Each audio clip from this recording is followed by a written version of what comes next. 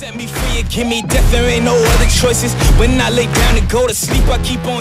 amours, j'espère que vous allez tous très bien. Je vous retrouve aujourd'hui avec grand plaisir pour faire ce petit point hebdomadaire sur ma perte de poids, en tout cas sur tout le processus du moment, j'ai envie de vous dire. Je suis quand même pas au max de ma forme, je suis contente de vous retrouver mais je suis pas au max. On a été tous malades cette semaine, rien de dramatique, une petite otite pour ma fille et puis un rhume tout simplement pour moi. Mais forcément ça joue sur plein de choses et notamment sur ce qui nous intéresse aujourd'hui. Ça joue aussi sur... alors j'ai une super coupe de cheveux que j'avais hâte de vous montrer, franchement elle est canon. Mais là on est à J+1, j'ai déjà le cheveu gras... certainement parce que le coiffeur il te met toujours plein de trucs. Pourtant lui je trouve qu'il y va mollo, mais bon bref. J'ai aussi beaucoup de baume à lèvres, vous inquiétez pas, je sais que sur la vidéo de la semaine dernière déjà j'avais du rouge à lèvres qui descendait par ici. Tout ça c'est visuel, on s'en fiche, mais là clairement on est sur des besoins, sur une nécessité d'hydratation au maximum, donc j'ai tartiné tout ce que je pouvais. Voilà, on se retrouve vraiment dans le bain. Écoutez, ça donne le ton sur la semaine que j'ai passée. C'était un peu chaotique dans le sens où voilà, Emma à la maison. Heureusement, Loulou fait un peu de télétravail, enfin un peu comme il est conseillé par notre gouvernement, 3 jours par semaine. Donc ça m'a bien aidé, bien soulagé les jours où il était là pour qu'on puisse gérer à deux Emma à la maison et travailler comme on pouvait en même temps. Malgré tout, voilà, c'est toujours une semaine... ouais, chaotique comme je vous l'ai dit, où tu travailles pas comme tu veux, t'as pas tes petites routines du quotidien. J'ai pas fait de sport du tout de la semaine à part. Donc Emma est retournée à la crèche jeudi, donc jeudi j'en ai profité du coup pour aller chez le coiffeur. Et j'ai fait tout ça, tout mon petit tour en ville en vélo. Donc je pense que j'ai fait 10 km à vélo jeudi, ce qui est quand même une bonne chose. Et puis ce matin j'ai réussi à faire, donc vendredi j'ai réussi à faire une séance de rameur. J'espère rattraper ce week-end, en faire une tous les jours, donc samedi, dimanche, et comme ça ça me fera 3 voire 4 séances dans la semaine. Ça va rattraper un petit peu le début de semaine où clairement j'ai pas vu les jours passer et puis même moi j'étais pas non plus au top de ma forme, donc ça joue clairement sur la motivation pour le sport, c'est pas du tout la priorité dans ces moments là. Donc voilà, la semaine était un peu chaotique et j'ai essayé de ne pas noter, on en avait un peu parlé la semaine dernière, de ne pas noter tout ce que je mangeais et même tout ce que je buvais. Donc l'application, je m'en suis quasiment pas servi de la semaine et c'est chouette, ça m'a fait beaucoup de bien, un peu de la même manière qu'à Noël ou tout ça, mais là pour le coup j'avais pas noté parce que j'avais pas envie de me prendre la tête. Là j'essaye de pas noter pour essayer de me détacher un petit peu de ce cadre là. J'aime beaucoup tout noter pour savoir où j'en suis machin, mais est-ce que sur le long terme c'est pas... Enfin, est-ce que c'est nécessaire? Je suis pas certaine. Et là on m'a précisé la semaine dernière que moi, a priori, j'aurais besoin de noter si le poids stagnait ou avait du mal à baisser ou remonter, tu vois, si on était en galère à ce niveau-là.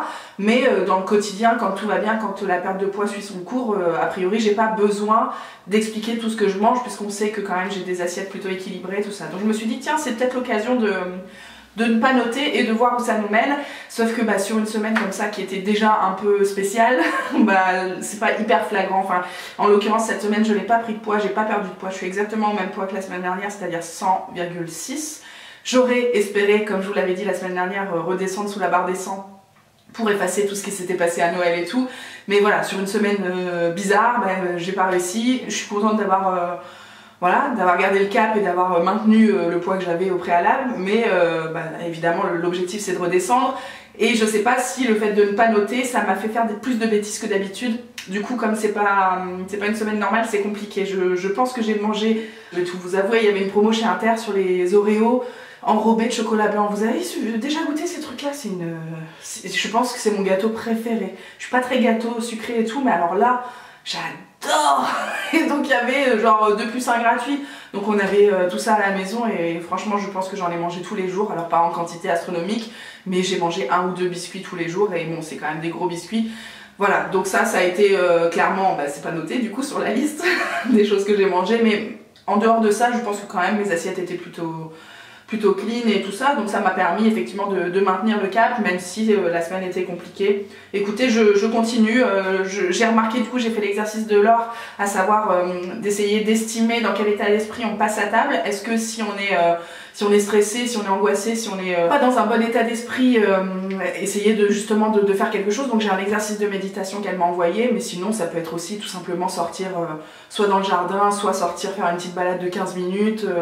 Et moi j'ai remarqué qu'en fait dans mon quotidien, mon sas de décompression que beaucoup de gens ont en sortant du boulot, que ce soit sur la route, en voiture, tu vois, ce sas de décompression entre le pro et le perso, moi je l'ai tous les soirs en préparant à manger et du coup quand je passe à table je suis quand même détendue. J'ai remarqué ça tous les soirs de la semaine, notamment en semaine parce qu'on couche Emma avant de manger.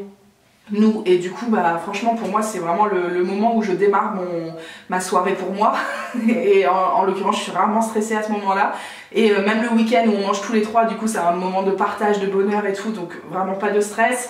Il y a peut-être juste les repas de midi en semaine où je suis toute seule et là vraiment je prends pas le temps, je me pose pas du tout et je pense qu'effectivement il y a un petit travail à faire sur un petit moment plus agréable pour soi, même si ça dure pas très longtemps parce que l'objectif en l'occurrence quand je suis toute seule c'est voilà, d'être efficace au maximum, donc je prends pas le temps, mais ne serait-ce que 5 minutes, en fait, ça bousculerait pas mon planning de la journée, et pour autant, ça me permettrait d'arriver à table dans de bonnes conditions, de pas me jeter sur l'alimentation, et c'est dans ces moments-là, du coup, que j'ai utilisé l'exercice de méditation de Laure qui me fait beaucoup de bien. Ça dure 2-3 minutes, ça prend vraiment pas beaucoup de temps, et ça détend, et on est bien, on a pris ce petit moment là pour soi, et puis à table on est plus raisonnable, j'ai envie de dire. En tout cas on mange en conscience, c'est vraiment ça l'idée, c'est de quand tu es à table, tu penses à ce que tu es en train de manger et pas à tous les trucs qui fourmillent dans ton cerveau.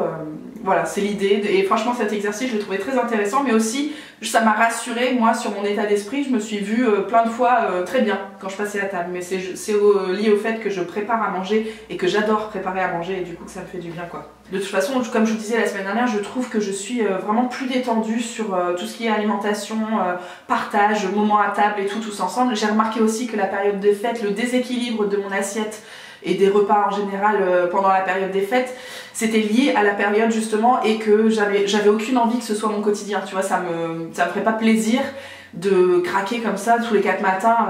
Je pense que mon corps et mon esprit ne seraient pas dans de bonnes conditions, donc vraiment pour moi c'est lié à la période des fêtes, et c'était très bien comme ça, et je suis contente de voir que je veux pas de ça, d'admettre toute seule, tu sais, à force de me rendre compte des choses, d'admettre que je veux pas de ça dans mon quotidien. Par contre, ce qui fait mon quotidien, c'est par exemple les semaines où Emma est pas très en forme et du coup qu'elle reste avec moi à la maison. Alors c'est pas mon quotidien, mais c'est quand même hyper récurrent. Les week-ends où on part à droite à gauche chez mes beaux-parents en week-end, machin, ça c'est pareil, c'est pas mon quotidien, mais c'est quand même assez souvent qu'on n'est pas à la maison et que du coup je ne maîtrise pas ce qu'on mange, et du coup ça peut pas être uniquement périodique, ça peut pas être allez il y a là, on s'en fiche, on fait pas attention. Il faut que je garde le cap dans ces moments là parce que du coup ils sont récurrents et que je veux poursuivre, je veux continuer de perdre du poids, c'est ça l'idée quoi. Faut que j'apprenne à gérer, mais je pense que petit à petit, voilà, là cette semaine c'est un exemple parfait, j'ai pas pris de poids. C'est une bonne nouvelle, j'ai pas perdu de poids non plus, j'aurais pu faire mieux probablement, mais franchement c'est déjà une bonne nouvelle. Et je voulais aussi vous parler du coup de l'obésité, donc en tant que pathologie. C'est quelque chose qu'on a évoqué avec Laure la semaine dernière pendant notre visio toutes les deux. Elle m'a demandé comment je me sentais, déjà qu'est-ce qui faisait qu'un jour dans ma vie j'ai pesé plus de 115 kilos, à quoi c'était dû d'après moi. Et du coup moi j'ai évoqué certaines choses, notamment tous les régimes yo-yo que j'ai fait alors depuis mon plus jeune âge, j'ai envie de dire peut-être mon adolescence, parce que déjà petite j'étais quand même en surpoids, et je pense que du coup dès l'adolescence ça a commencé à me travailler d'être différente des autres, et du coup de vouloir faire attention, et voilà, c'est l'engrenage qui est fait comme ça, et du coup j'ai perdu, et à chaque fois je remontais de plus en plus haut. Donc je pense que effectivement c'est les régimes qui m'ont fait prendre autant de poids. Il y a aussi une partie d'hérédité chez moi que alors je maîtrise pas du tout la partie scientifique, mais je pense que c'est à prendre en compte aussi. Et surtout l'idée, enfin voilà, mis à part mon cas à moi, il y a plein d'autres facteurs extérieurs qui peuvent jouer sur du coup les prises de poids. On parle de grosses prises de poids quand on parle de 10 kilos par an par exemple, ça peut être lié au stress, aux hormones, à une maladie, à un traumatisme, enfin bref, il y a plein de choses qui peuvent jouer. Mais ce qui est important de se dire, c'est de pas s'incriminer, de pas se dire c'est parce que je mange trop que je pèse ce poids-là. Voilà, je pense que moi j'en suis très loin, mais j'espère que c'est votre cas aussi, si jamais voilà, vous avez vu la balance augmenter comme ça, le poids sur la balance augmenter avec les années. Vraiment, soyez doux avec vous-même, soyez conciliant, il y a plein de... Voilà, c'est pas tout de notre faute, il y a des choses qu'on peut faire mieux, et c'est pour ça que voilà, je suis là en train de faire cette vidéo, parce que j'ai envie de faire mieux et d'avoir une vie plus saine tout simplement. Mais voilà, on n'est pas là pour se flageller, et puis comme je vous l'ai dit, c'est une pathologie à proprement parler. Il y a plein de facteurs qui expliquent tout ça, et qui sont pas du tout liés à... Voilà, parce que tu as mangé un chamallow. Moi j'ai l'exemple même à la maison de quelqu'un qui mange beaucoup plus gras, beaucoup plus sucré que moi, et qui pour autant ne prend pas du tout le poids que moi je prends. Donc c'est qu'il y a autre chose que purement et simplement ce qui est dans votre assiette quoi. Voilà, et on m'a parlé aussi des mensurations et j'ai oublié ça fait longtemps que je les ai pas prises, je les avais prises au mois de septembre. Donc là ça va être l'objectif la semaine prochaine pour essayer de voir un petit... je pense qu'il y aura un petit changement depuis le mois de septembre, j'espère. Et voilà, j'ai hâte, du coup, merci de m'y avoir fait penser les enfants, j'espère que ça va chez vous. Je vous retrouve, j'espère, la prochaine fois avec une meilleure forme physique. On a des copains qui viennent la semaine prochaine, il y a aussi mes beaux-parents, tout ça, ça va être une semaine encore un peu particulière. Emma sera toute la semaine à la maison.